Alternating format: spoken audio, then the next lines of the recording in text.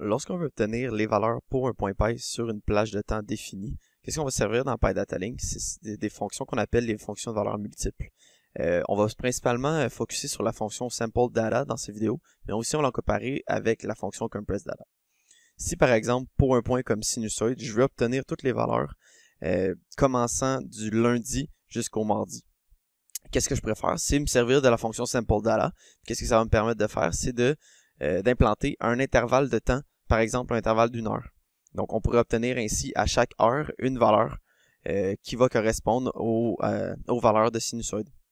Si on compare ça avec la fonction CompressData, qu'est-ce que la fonction CompressData va faire? Elle va aller dans les archives de votre PySystem, puis elle va retourner toutes les valeurs brutes. Donc les valeurs vont pas nécessairement avoir un intervalle de temps bien défini.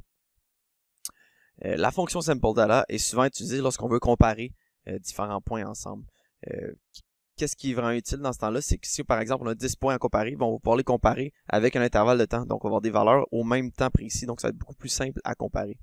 Donc comme on peut voir, la fonction SampleData va obtenir des valeurs à un intervalle de temps toutes bien définies, tandis que la fonction CompressData, elle, va pas nécessairement avoir un intervalle de temps défini, puisque c'est les valeurs qu'on appelle les valeurs brutes. Les valeurs SampleData, comment ça fonctionne? C'est tout simplement, les valeurs vont être interpolées entre les valeurs brutes qu'on a déjà dans notre système. Donc la valeur ici serait tout simplement une valeur interpolée. Qu'est-ce qu'il faut faire attention par contre avec la fonction SampleData? C'est de ne pas implémenter un intervalle de temps trop grand. Par exemple, si un intervalle de 4 heures va pas être représentatif de la véritable courbe de sinusoïde, on va seulement avoir les pics. Donc il faudrait vraiment faire attention de ne pas implémenter un intervalle de temps trop grand, mais bon, ça dépend toujours si vous voulez seulement avoir les pics aussi. On va maintenant pouvoir faire un exemple de la fonction SampleData. La fonction SampleData compose de différents paramètres. Le premier paramètre, le dataItem, va représenter soit un PyPoint ou un attribut de PyAF. Une fois que ça c'est défini, on va pouvoir ensuite s'intéresser à la plage de temps sur laquelle on veut obtenir les valeurs. Puis, on va pouvoir définir aussi un intervalle de temps.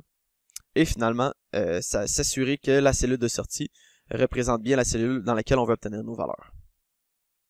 Si je commence avec le paramètre dataItem, qu'est-ce que je peux faire? C'est tout simplement utiliser la fonctionnalité de search de PyDataLink pour obtenir mon dataItem.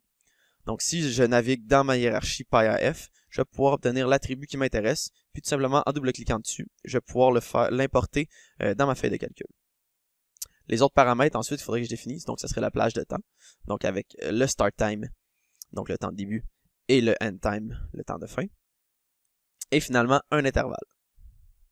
Pour le start time, qu'est-ce que je vais faire? Je vais utiliser la lettre Y qui représente hier en PyTime. Pour le temps de fin, je vais utiliser la lettre T qui va représenter today, donc aujourd'hui en PyTime. Et finalement, pour l'intervalle, je vais fixer un intervalle d'1 heure. Une fois que ces paramètres-là sont définis, qu'est-ce que je peux faire? C'est tout simplement cliquer sur ma fonction SampleData pour pouvoir les remplir les paramètres que j'ai besoin de remplir. Ce que j'aurai à faire, c'est donc faire une référence aux cellules dans lesquelles les paramètres sont déjà remplis.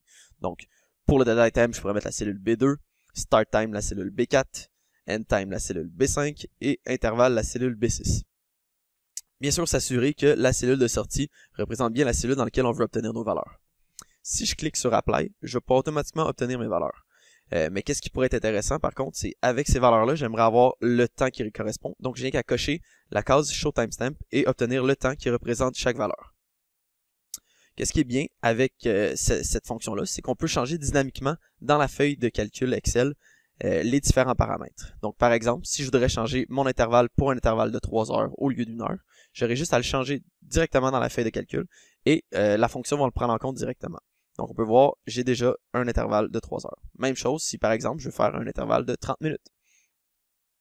Qu'est-ce qui est bien aussi, c'est qu'avec cette fonctionnalité-là, s'applique aussi à la plage de temps. Donc, la plage de temps pourrait être aussi modifiée. Donc, par exemple, si je voudrais observer les données d'il y a une semaine, je pourrais tout simplement rajouter moins 7D, donc qui représente la semaine passée, au temps, et directement, ça va être pris en compte. Donc, c'était aussi simple que ça, se servir de la fonction SampleData.